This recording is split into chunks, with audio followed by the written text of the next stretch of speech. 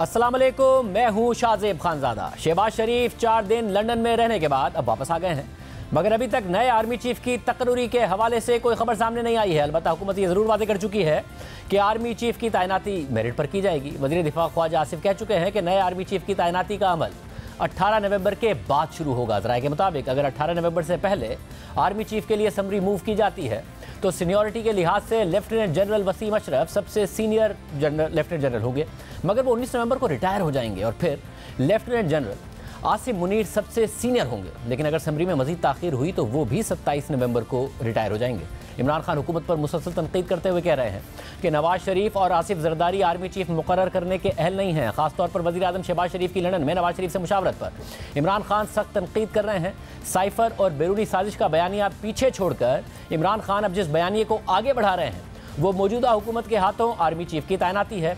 कल परसों आज मुसलसल वो अपनी तकारीर में यही बयानिया दोहरा रहे हैं। इस हवाले से आज वज़ीर दिफा ख्वाजा आसिफ ने प्रोग्राम कैपिटल टॉक में बात करते हुए कहा कि आर्मी चीफ की तैनाती पर लंदन में कोई फैसला नहीं हुआ है और एक कदम भी इस प्रोसेस पर आगे नहीं बढ़ाया गया है। क्या ये इमरान खान साहब का कहना दुरुस्त है कि लंदन में बैठ के आपने आर्मी चीफ की तकर्री का फैसला किया? ये कोई तकर्री का फैसला वहाँ पे नहीं हुआ।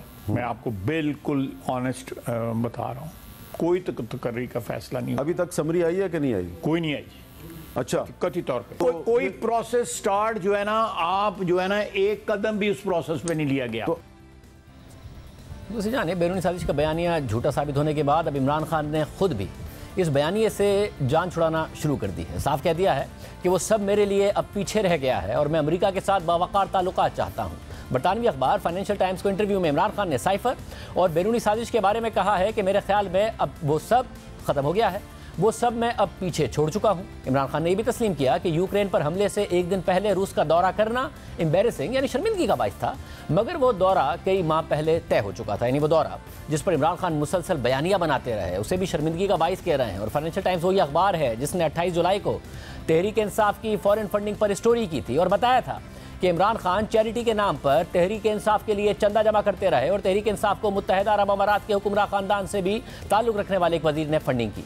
3 माह से ज़ायद हो गए हैं। अब तक इमरान खान ने इस खबर को किसी अदालत में चैलेंज नहीं किया है, हालांकि वो बार बार बरतानवी अदालतों की मिसालें देते हैं और अब वो उसी अखबार को इंटरव्यू देकर अमेरिका के खिलाफ साजिश के इल्ज़ाम से पीछे हट रहे हैं। वज़ीर आज़म शहबाज शरीफ ने इस पर ट्वीट में लिखा है कि नियाज़ी का फाइनेंशियल टाइम्स के साथ इंटरव्यू जिसमें उन्होंने अपनी गैर मुल्की साजिशी थ्योरी की तरदीद की है उस शैतानी किरदार की याद दहानी है जो उन्होंने अपनी रिवायती सियासत की पैरवी करते हुए पाकिस्तान के बैरूनी ताल्लुकात को नुकसान पहुँचाने में अदा किया था। पाकिस्तान को नाकाबिले तलाफी नुकसान पहुँचाने वाले की इस मक्कारी और गद्दारी पर कौम हैरान है। 1.5 महीने पहले इमरान खान की ऑडियो लीक सामने आई थी जिनमें वो ये कह रहे थे कि हमें अमेरिका का नाम नहीं लेना है और साइफर के मामले पर खेलना है क्योंकि लोगों के जहन जरखेज़ मैदान बने हुए हैं। इन ऑडियोज़ की इमरान खान ने कभी तरदीद नहीं की और आज जब तहरीक इंसाफ ने इस्लामाबाद में सुप्रीम कोर्ट और 4 सूबाई दारुल हुकूमतों में कायम सुप्रीम कोर्ट की रजिस्ट्रीज़ में दरख्वास्तें दी हैं तो उनमें भी ये मुतालबा किया गया है कि इमरान खान पर वज़ीराबाद में हमले, अरशद शरीफ के कत्ल और आज़म सवाती की वीडियोज़ के मामले की तहकीकात की जाए, मगर उसमें भी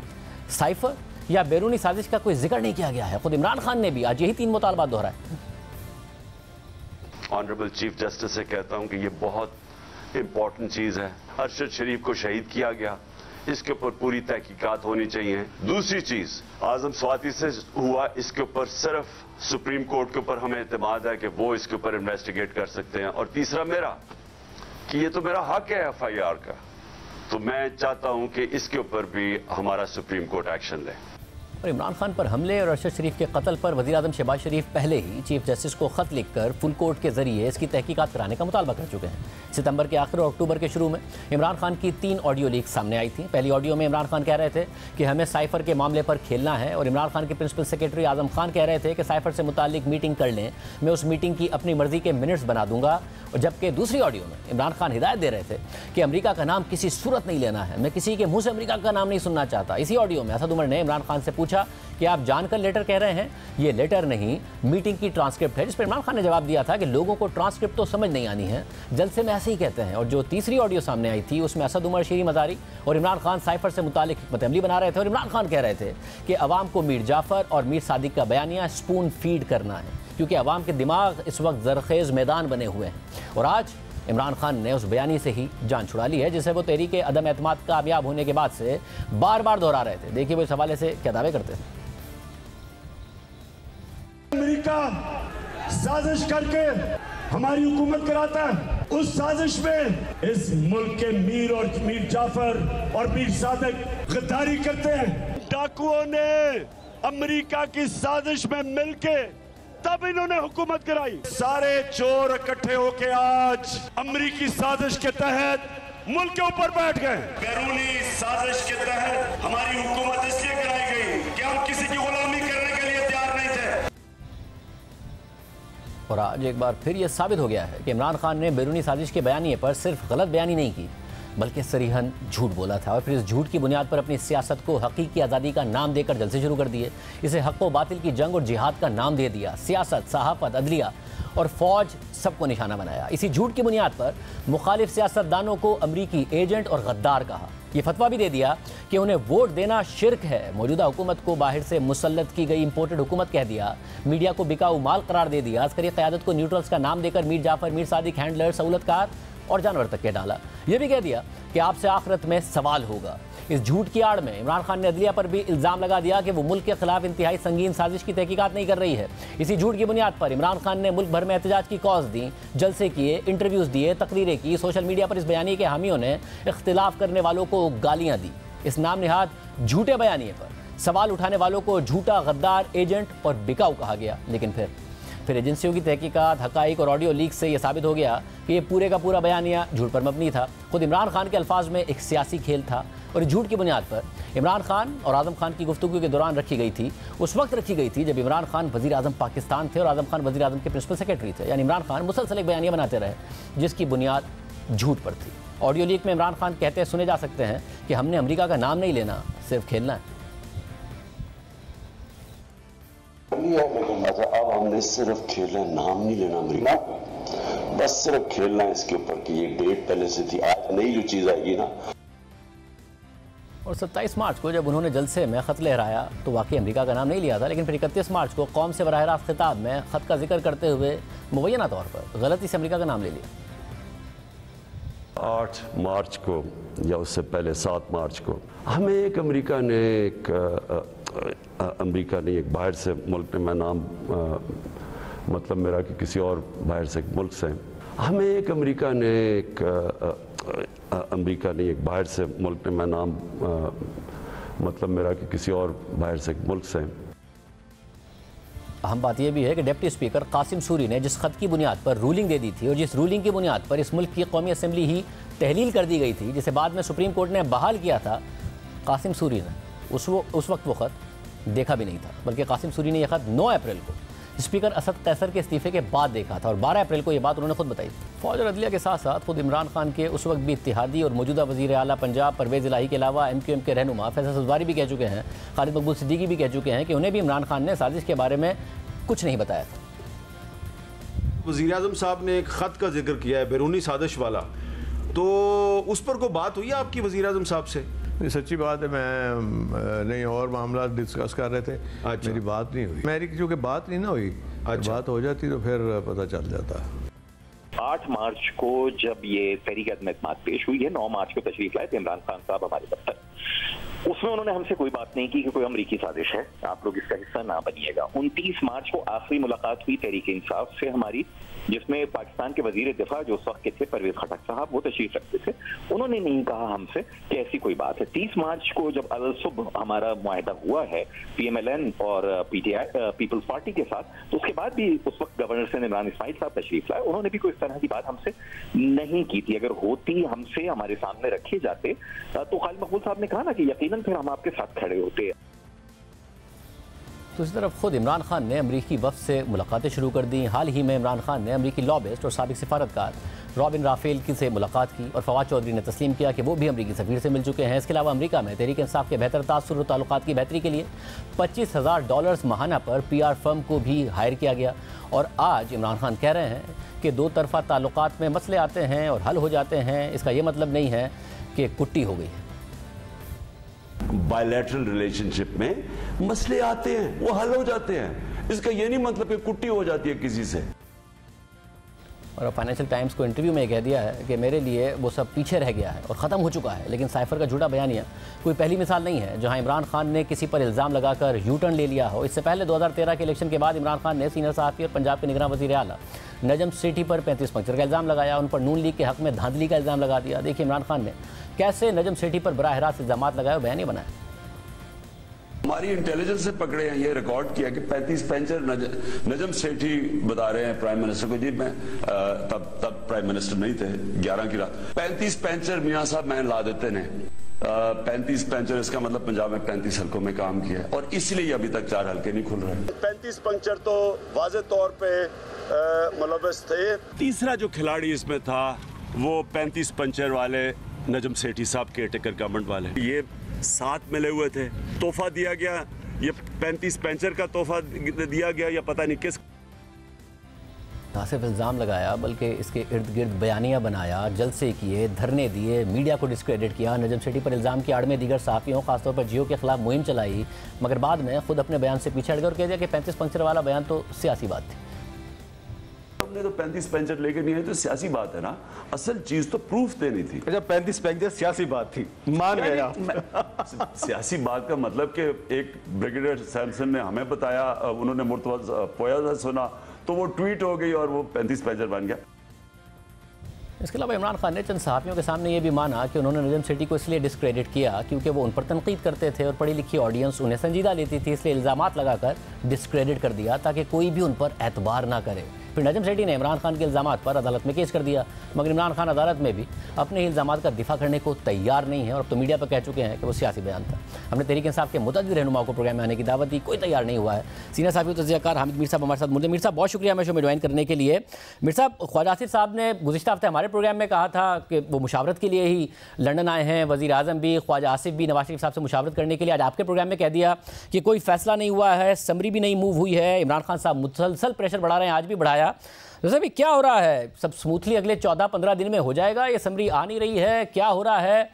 14-15 दिन गुजर जाएंगे ना खैर से और फिर सारा आसानी से हो जाएगा ना मामला?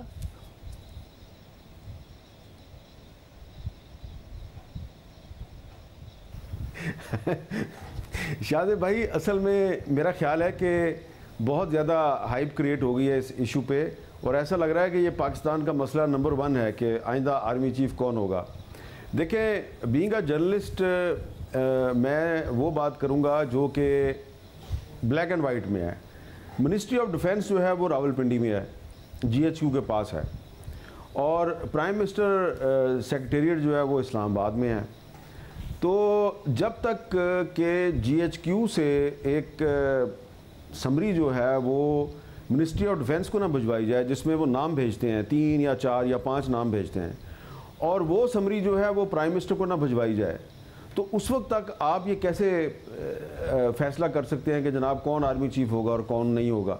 तो आप देख लें, पिछले कुछ दिनों में बहुत से हमारे जो साथी हैं वो तो ये भी फैसला करके बैठे हुए हैं कि chairman joint chief of staff कौन होगा और आर्मी चीफ कौन होगा, और बाज़ तो ऐसे भी हमारे मेहरबान हैं, उन्होंने vice chief of the army staff भी बना दिया किसी को। तो इस वक्त सूरत हाल ये है कि कोई समरी अभी तक मूव नहीं हुई, और आम तौर पे ये समरी जो है जब भी आर्मी चीफ की तकर्री का वक्त करीब आता है, जो कि आम तौर पे 28-29 नवंबर होता है, तो ये समरी जो है ये मिनिस्ट्री ऑफ डिफेंस से आती है प्राइम मिनिस्टर ऑफिस में 18-19 या ज़्यादा से ज़्यादा 20 नवंबर तक आती है। पिछले 5-6 आर्मी चीफ जो हैं उनकी तकर्री आप देख लें, ऐसे भी होती है। हाँ, एक दो वाक़यात ऐसे भी हैं कि काफ़ी पहले जो है वो अनाउंसमेंट कर दी गई, लेकिन ये पिछले 3-4 जो आर्मी चीफ अपॉइंट हुए तो यही सिलसिला चला आ रहा है कि 18-19-20 नवंबर को समरी जो है वो प्राइम मिनिस्टर सेक्रेटेरिएट तक आती है। तो जब GHQ नाम भिजवाएगा मिनिस्ट्री ऑफ डिफेंस को, मिनिस्ट्री ऑफ डिफेंस वो समरी बना के आगे भेजेगी, तो तभी मुशावरत शुरू होगी ना। तो उससे पहले तो मुशावरत शुरू नहीं हो सकती। हाँ, कुछ लोग आपस में बैठे लंदन में तो बातचीत तो कर सकते हैं इस मामले पे, लेकिन फैसला जो है वो लंदन में नहीं हो सकता, फैसला तो इस्लामाबाद में ही होगा।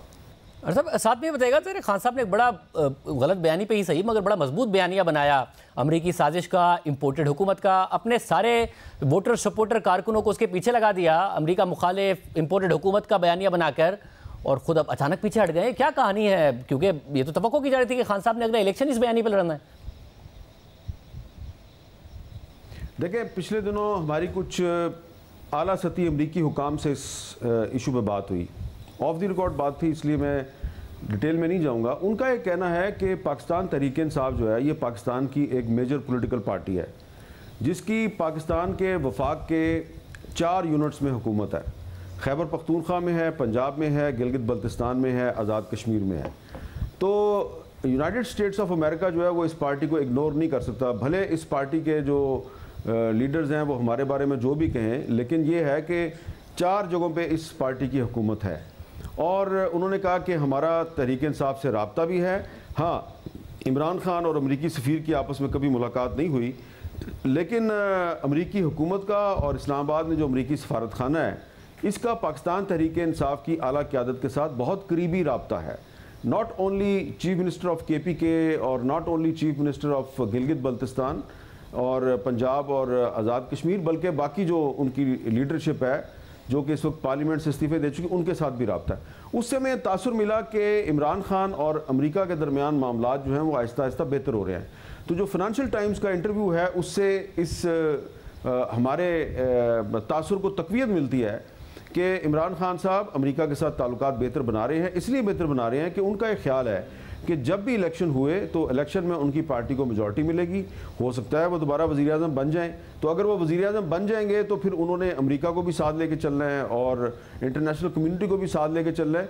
तो वो आगे की बात कर रहे हैं, यानी कि आगे का सोच रहे हैं। लेकिन ये आप इग्नोर नहीं कर सकते इस बात को कि बहुत से लोगों ने उनका जो बैरूनी साजिश का जो बयानिया है उसको बाय किया था, उस पर उन्होंने यकीन कर लिया था। उन लोगों को एक धचका पहुंचा है कि इमरान खान साहब जो हैं वो कह रहे थे कि ये इम्पोर्टेड हुकूमत है, और बहुत से जो तरीके इंसाफ के रहनुमा है उन्होंने सोशल मीडिया पे अपनी DP भी बना ली थी, इम्पोर्टेड हुकूमत नामंजूर, और तहरीक अदम एतमाद भी इसी बुनियाद पर आई थी। अब वो कह रहे हैं हमने अमेरिका के साथ ताल्लुकात अच्छे बनाने हैं।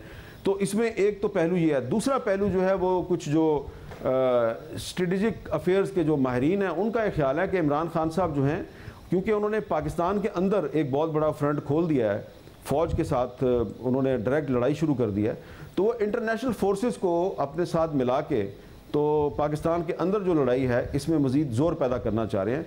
तो इसलिए उनकी ये कोशिश है कि अमेरिका और जो दीगर मगरबी ताकतें हैं उनके साथ लड़ाई की बजाय उनको अपना इत्तेहादी बनाया जाए। और शायद इसीलिए ये जो फाइनेंशियल टाइम्स का इंटरव्यू है उसमें उन्होंने जो अपना जो रूस का दौरा है उस पर भी काफ़ी उन्होंने अपने तासुफ़ का इज़हार किया और कहा कि ये हमारा एक ब्लंडर था। इसका मतलब ये है कि उन्होंने जो रूस के साथ बहुत प्यार मोहब्बत की बातें की थी और बहुत से लोगों ने कहा था कि पुतिन जो है वो पाकिस्तान का सबसे बड़ा दोस्त है, तो उससे भी वो बैकआउट कर गए। और हामिद साहब, आप नहीं समझते कि खान साहब हैं इस मामले में बड़े खुश नसीब, क्योंकि जो उनके सपोर्टर्स हैं वो उनसे सवाल नहीं करते हैं, नहीं सवाल करते हैं कि जी आपने 35 पंक्चर का बयानिया बनाया, हमें इतने जलसों में बुलाया, इतनी हमसे गालियां दिलवाई, हमसे धरना कराया, और उसके बाद आपने कह दिया कि तो सियासी बयान था। आप जिसको सबसे बड़ा डाकू कहते थे उसको आपने वज़ीर आला कैसे लगा दिया। तो खान साहब इस मामले में बड़े खुशनसीब साबित हुए कि उनसे नहीं आगे से सवाल होता है। वो एक झूठ बोलते हैं, बयानिया बनाते हैं, फिर आगे निकल जाते हैं, एक नया झूठ बोल देते हैं। तो आपको लगता है कि उनसे सवाल होगा या फिर उनकी कोई भी उनकी पॉपुलैरिटी में इससे फ़र्क आएगा? माजी में नहीं आया है। इससे इत्तेफाक नहीं करता, इसलिए कि मैंने देखा है कि माजी में मोहतरमा बेनज़ीर भुट्टो की पॉपुलैरिटी जब बिल्कुल आसमान की बुलंदियों को छू रही थी, जब 1986 में वो लंदन से जलावतनी ख़त्म करके लाहौर आई थी, तो इतना बड़ा रिसेप्शन पाकिस्तान में आज तक किसी लीडर को ना मिला है, ना ही आइंदा कभी मिलेगा, ना ही कोई सोच सकता है।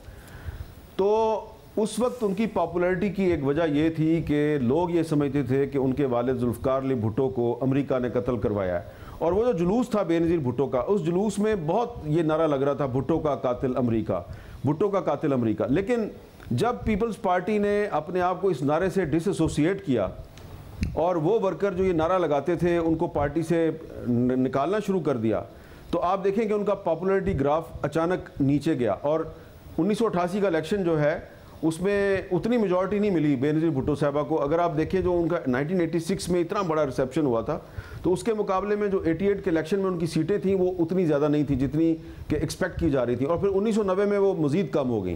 तो पीपल्स पार्टी ने जब अमेरिका के बारे में अपना नैरेटिव चेंज किया तो उसको इसका नुकसान पहुंचा। इसी तरह नवाज शरीफ साहब को देख लें, नवाज शरीफ साहब जो हैं उन्होंने जो एंटी इस्टेब्लिशमेंट नैरेटिव बनाया था तो उससे उनको बड़ी पॉपुलैरिटी मिली। और इमरान खान साहब की जब हुकूमत थी मरकज़ में और पंजाब में, तो नून लीग सारे बाई इलेक्शन जीत रही थी पंजाब में। लेकिन जब नवाज शरीफ साहब ने अपना नैरेटिव चेंज किया और उन्होंने यू टर्न मारा, तो नवाज शरीफ साहब के साथ जो हुआ फिर अब वो आप देख लें।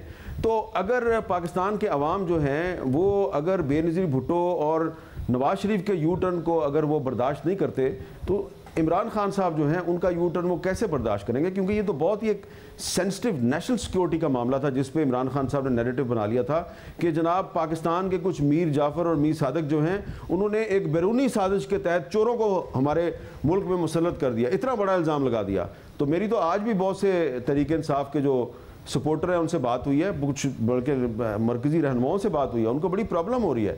इसीलिए अब तहरीक इंसाफ ने इसकी वजाहत भी किया कि नहीं हमने जो अमेरिका की साजिश का जो बयानिया है उसको तो हमने ख़त्म नहीं किया, हम तो ये कह रहे हैं कि अब हम आगे की तरफ देखना चाहते हैं। तो आप आगे की तरफ ज़रूर देखें, लेकिन जब फाइनेंशियल टाइम्स के इंटरव्यू को आप गौर से पढ़ते हैं तो उसमें साफ नज़र आ रहा है कि आप जो अपना अमरीकी साजिश का जो बयानिया है अब उससे आप जान छुड़ाने की कोशिश कर रहे हैं। आपको याद होगा थोड़े दिन पहले CNN पे बैकी एंडरसन ने भी ये सवाल किया था इमरान खान साहब से कि आपका जो बैरूनी साजिश का जो इल्ज़ाम है उसका क्या सबूत है आपके पास, तो खान साहब ने उसका जवाब नहीं दिया था। तो ये अब खान साहब की एक नई स्ट्रेटजी है।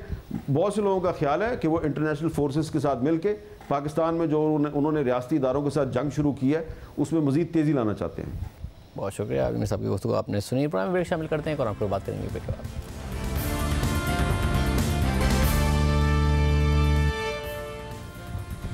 रवा साल पाकिस्तानी फिल्म डायरेक्टर और राइटर साइम सादिक और प्रोड्यूसर सरमद सुल्तान खुसरट की जानिब से एक आर्ट फिल्म बनाई गई। जो आइलैंड नामी इस फिल्म की खासियत इसके गैर रिवायती मौजू के अलावा इसकी कहानी, इसके किरदार और इसकी डायरेक्शन और प्रोडक्शन थी। पाकिस्तानी शहर लाहौर में रहने वाले किरदारों के गिर्द घूमती इस फिल्म को बनाने में 6 साल और सैकड़ों लोगों की मेहनत लगी। इस फिल्म की पाकिस्तान में रिलीज से पहले इसे दुनिया भर के फिल्म फेस्टिवल्स और मुकाबलों में नुमाइश के लिए भेजा गया, जिसमें सबसे बड़ा नाम कान फिल्म फेस्टिवल का है, जहां इस फिल्म को ज्यूरी अवार्ड मिला। सिर्फ यही नहीं, इस फिल्म को कांस में स्टैंडिंग ओवेशन भी दिया गया और फिल्म के कई आलमी नाक़दीन ने इसकी तारीफ़ की। फिर इस फिल्म को टोरंटो इंटरनेशनल फिल्म फेस्टिवल में भेजा गया, जहां इसे पजीराई मिलने के बाद इस फिल्म को पाकिस्तान अकेडमी सिलेक्शन कमेटी ने अगले साल होने वाले ऑस्कर अवार्ड में पाकिस्तान की नुमाइंदगी के लिए भेजने के लिए नामजद किया। लेकिन ऑस्कर के रूल्स के मुताबिक अवार्ड्स में नामजदगी के लिए भेजे जाने वाली किसी भी इंटरनेशनल फिल्म के लिए लाजिम है कि वो फिल्म जिस मुल्क की है वहाँ 30 नवंबर से पहले कम से कम 7 दिनों तक नुमाइश के लिए पेश की जाए, जिसके बाद ही वो फिल्म ऑस्कर में नामजदगी के लिए अहल हो सकेगी। इसके पेश नज़र फिल्म जो आइलैंड को इस हफ्ते 18 नवंबर को पाकिस्तानी सिनेमाज में रिलीज़ होना था, जिसके लिए कई माह से इसकी तशहीर और रिलीज़ की तैयारियां जारी थीं और इसकी रिलीज़ के लिए मुल्क के 3 बड़े सेंसर बोर्ड्स ने मंजूरी भी दे दी थी। मरकज़ी सेंसर बोर्ड इस्लामाबाद ने 17 अगस्त को इसकी मंजूरी दी, पंजाब सेंसर बोर्ड ने 11 अक्टूबर को और सिंध के सेंसर बोर्ड ने फिल्म की रिलीज़ से सिर्फ 16 दिन पहले यानी 2 नवंबर को इसकी रिलीज़ की मंजूरी दे दी। लेकिन रिलीज़ से सिर्फ 1 हफ्ता पहले वज़ारत इत्तलात व नशरियात ने एक नोटिफिकेशन के ज़रिए इस फिल्म की रिलीज़ की इजाज़त वापस ले ली है।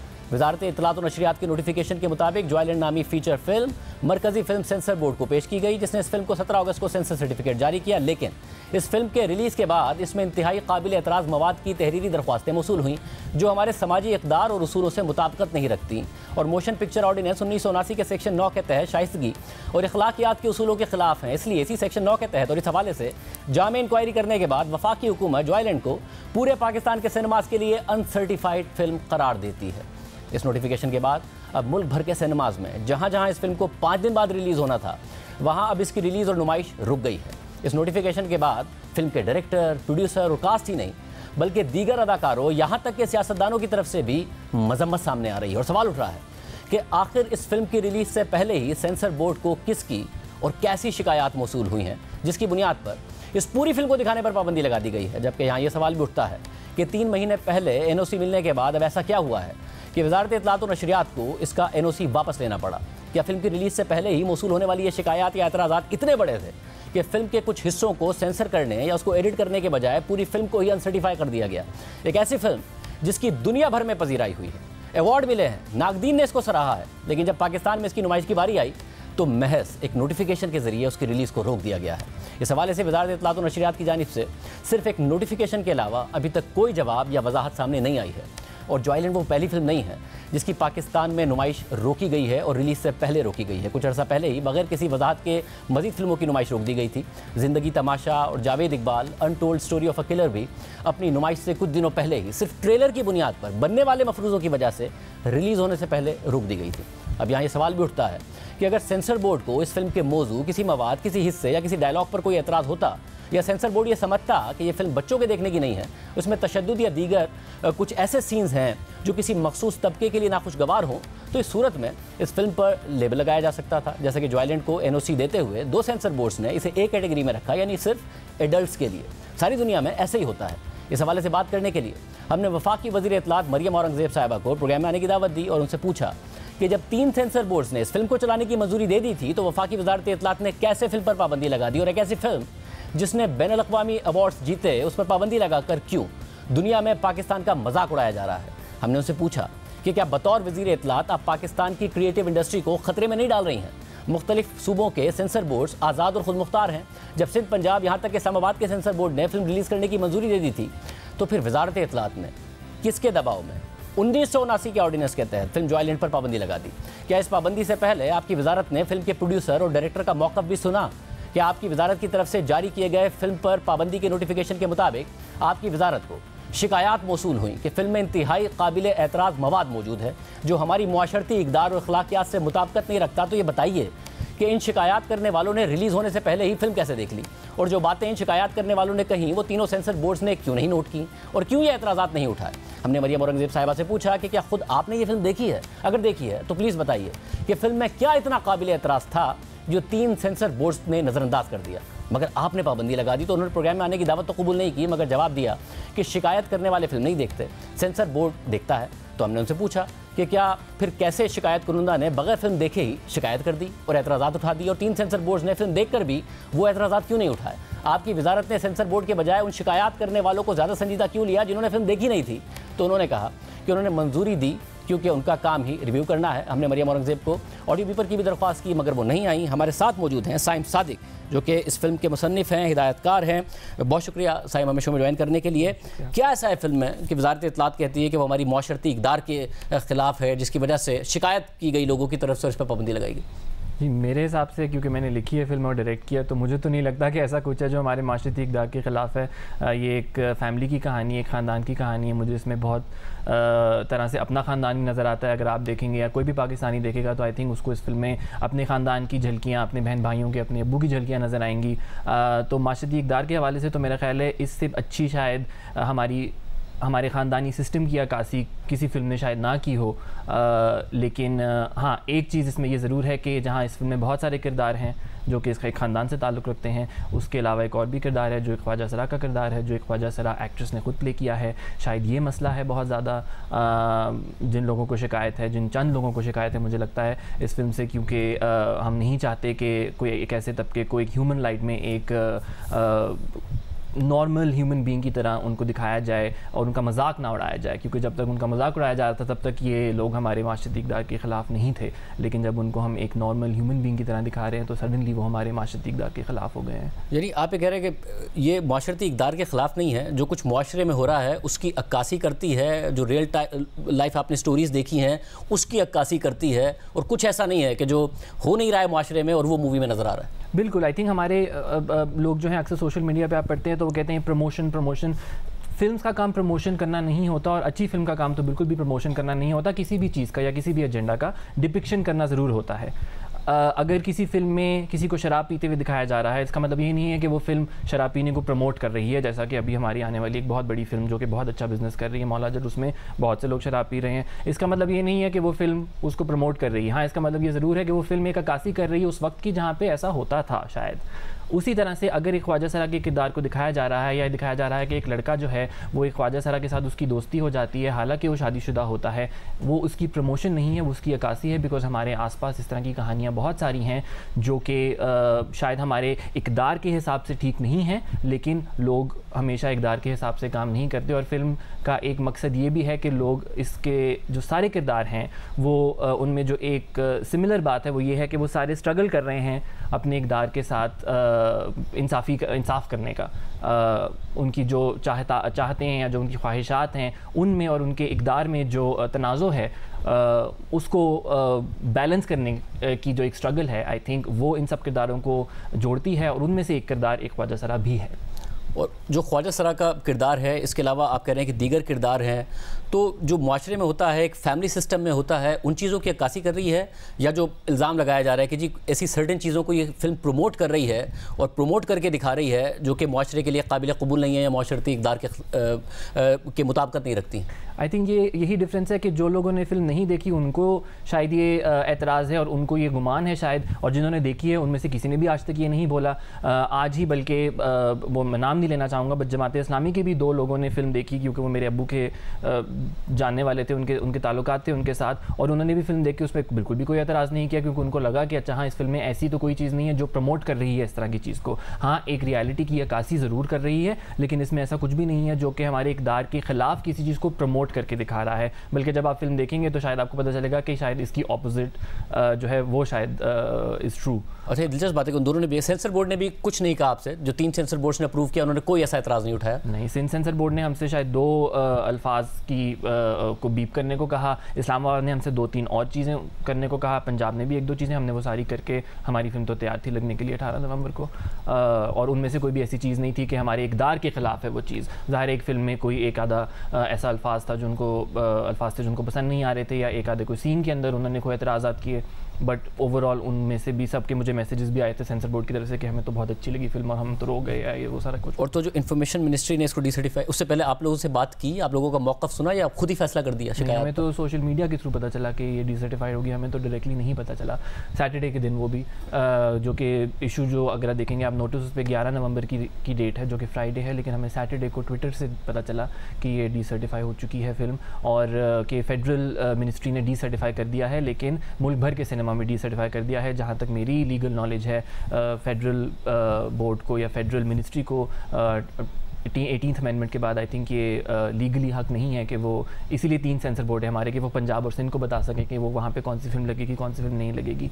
वो सिर्फ फेडरल एरिया में बता सकते हैं कि अगर वो बताएं भी, डीसर्टिफाई करें भी, तो उनका लीगल राइट तो सिर्फ इतना ही है कि वो फेडरल एरिया में उसको डीसर्टिफाई कर सके। पंजाब और सिंध के जो हमारे सर्टिफिकेट्स हैं लीगली स्पीकिंग तो वो अभी भी वैलिड हैं। और जितना ज़बरदस्त आपको इंटरनेशनली फीडबैक मिला है, आप उम्मीद करते हैं कि अगर ये टाइम पर रिलीज़ हो जाए तो ऑस्कर जीत सकते हैं? ज़ाहिर उसमें पाकिस्तान का बड़ा नाम रोशन होगा अगर पाकिस्तान की कोई फिल्म ऑस्कर जीतती है। पहले ही कांस में आपको जो ज़बरदस्त फीडबैक मिला है, आप पुरुमीद हैं?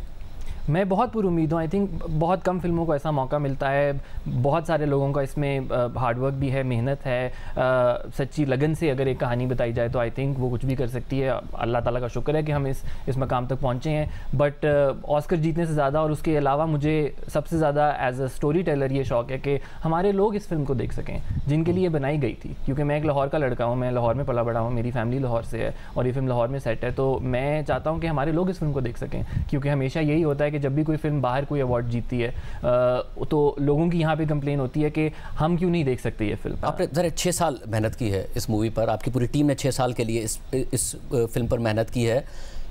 आर्ट के लिए, पाकिस्तान के सिनेमा के लिए क्या कंट्रीब्यूट करती है मूवी, और अगर इसको रोका गया है तो क्या नुकसान है पाकिस्तान के सिनेमा का?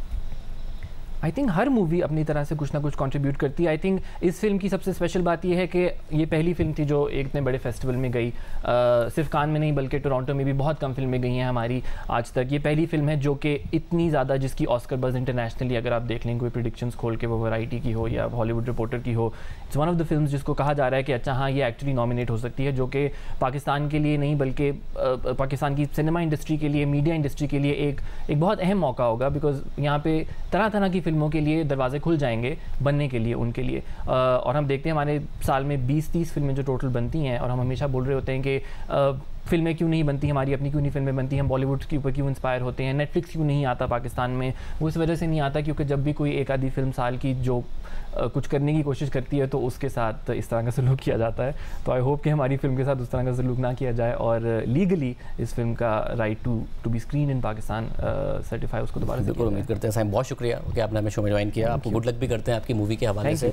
राज़ी साइम की गुफ्तगू आपने सुनी है, हमने ये रिवायत बना ली है, और रिवायत ये बना ली है कि अगर माशरे में कोई बेहूदगी मौजूद है तो उस पर बात करना बेहूदगी बना दिया है। जब तक बात नहीं होगी तो बेहूदगी ख़त्म कैसे होगी? और बेहूदगी क्या है? इंसानी हुकूक की खिलाफ वर्जी बेहूदगी है। इंसानों को अपने हुकूक ना मिलना बेहूदगी है। इंसानों को आइन और कानून के मुताबिक सलूक ना करना बेहूदगी है। उस पर बात करेंगे तो ही बेहूदगी ख़त्म होगी। ये माशरती इक़दार नहीं है, इंसानी हुकूक की खिलाफ वर्जी एक बेहूदगी है और बात करके उसे ख़त्म किया जा सकता है। प्रोग्राम में शामिल करते हैं। इस्लामाबाद हाई कोर्ट में एक तवील अरसे से लापता अफराद के केसेस पर समाअत हो रही है। पहले ये मुकदमा साबिक चीफ जस्टिस अतहर मिनल्लाह सुना करते थे, मगर अब वो सुप्रीम कोर्ट में तैनात हो गए हैं, इसलिए आज उनकी जगह नए चीफ जस्टिस आमिर फारूक ने इस केस पर समाअत की। आज की समाअत में चीफ जस्टिस आमिर फारूक ने वफाकी हुकूमत के नुमाइंदे को इस मामले की हसासियत का एहसास दिलाया, तफ्तीशी अफसर की सरजनिश की और इंतहाई अहम रिमार्क्स भी दिए। जियो न्यूज़ के नुमाइंदे उवैस यूसुफ़ज़ई के मुताबिक आज समाअत के दौरान मुदस्सिर नारो की वालदा की तरफ से उनकी वकील ईमान मज़ारी ने तवज्जो दिलाई कि वज़ीर आज़म ने इस अदालत में पेश होकर यकीन दहानी कराई थी। वज़ीर आज़म की जानिब से आज रिपोर्ट अदालत में पेश की जानी थी, तो एडिशनल अटॉर्नी जनरल ने जवाब दिया कि काबीना ने एक कमेटी तश्कील दी थी जिसकी मीटिंग्स भी हुई थी। तो जस्टिस आमिर फारूक ने उनसे कहा कि मीटिंग्स तो होती रहती हैं, नतीजा क्या निकला? तो एडिशनल अटॉर्नी जनरल ने जवाब दिया कि आज़म नज़ीर तारड़ के इस्तीफे के बाद कमेटी गैर फ़ाल हो गई है। तो जस्टिस आमिर फारूक ने उनसे कहा कि नए वज़ीर कानून आ चुके हैं, कमेटी गैर फ़ाल कैसे हो गई? कल अगर हुकूमत तब्दील हो जाती है तो क्या कमेटी ही ख़त्म हो जाएगी? साबिक चीफ जस्टिस सुप्रीम कोर्ट चले गए तो क्या अब ये केस ख़त्म हो जाना चाहिए? अगर कुछ नहीं करना तो बता दें, इन केसेस को वैसे ही ख़त्म कर देते हैं।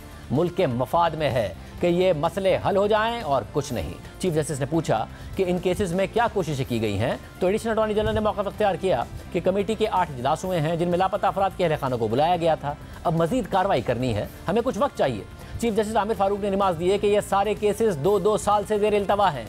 आपको और कितना वक्त चाहिए? पता नहीं रोना चाहिए या हंसना चाहिए। इस मौके पर एक और लापता शहरी के वकील कर्नल रिटायर्ड इनामुर रहीम ने मौका अख्तियार किया कि ये 10 बार वक्त मांग चुके हैं। वज़ीर आज़म एग्जीक्यूटिव ऑर्डर पास करें, 450 अफराद के प्रोडक्शन ऑर्डर जारी हो चुके हैं, उन पर अमल होना चाहिए। फिर चीफ जस्टिस ने एडिशनल अटॉर्नी जनरल से कहा कि ब्यूरोक्रेसी वाला काम ना करें, पोजीशन पावर सब छोड़ें, इंसान बनकर सोचें कि किसी का भाई या बेटा ना मिले तो क्या होता है, हमारा अपना कोई लापता हो जाए तो हम खुद कैसा महसूस करेंगे? वकील, जज या आईजी बाद में, हम इंसान तो पहले हैं। आज एक मौके पर 2 लापता लड़कों के वालिद ने मौका अख्तियार किया कि इस्लामिक यूनिवर्सिटी के बाहर से मेरे 2 बेटे लापता हुए, अभी तक कुछ पता नहीं चला। तो चीफ जस्टिस आमिर फारूक तफ्तीशी अफसर पर सख्त बरहम हो गए और उनकी सरजनिश करते हुए सवाल किया कि आपने क्या तफ्तीश की है? क्या आप तफ्तीश के अहल भी हैं? जो 2 फूल लगाए हुए हैं, क्या इसके अहल भी हैं? इसके बाद चीफ जस्टिस ने समाअत मुलतवी कर दी और आइंदा समाअत के लिए ये तमाम केसेस 2 रुकनी बेंच को मुंतकिल करने की हिदायत कर दी है। इस मामले का अफसोसनाक पहलू यह है कि एक तवील अरसे से लापता अफराद के अहले खाना इस्लामाबाद हाई कोर्ट से अपने प्यारों की बाजियाबी की उम्मीद लगाए बैठे हैं। मुसलसल समातें हो रही हैं। इस अरसे में हुकूमत बदल गई, 2 वज़ीर आज़म बदल गए, दोनों ने अपने अपने दौर में इस्लामाबाद हाई कोर्ट में यकीन दहानियाँ कराईं। साबिक वज़ीर आज़म इमरान खान अदालती हिदायत पर मुदस्सिर नारो की वालदा और बच्चे से मिले। मौजूदा वज़ीर आज़म शहबाज शरीफ अदालती हुक्म पर समाअत में पेश हुए, मुदस्सिर नारो के अहला खाना से मिले और काबीना कमेटी भी बनाई, उसके इजलास भी हुए। मगर इस सब के बावजूद मुदस्सिर नारो समेत दीगर लापता अफराद की बाजियाबी से मुताल्लिक कोई ठोस पेशरफ्त फिर भी नहीं हो सकी है और उनके अहले खाना आज भी अपने प्यारों की वापसी या कम अज़ कम उनके हवाले से दुरुस्त मालूमात के मुंतज़िर हैं। इजाज़त दीजिए, अल्लाह हाफ़िज़।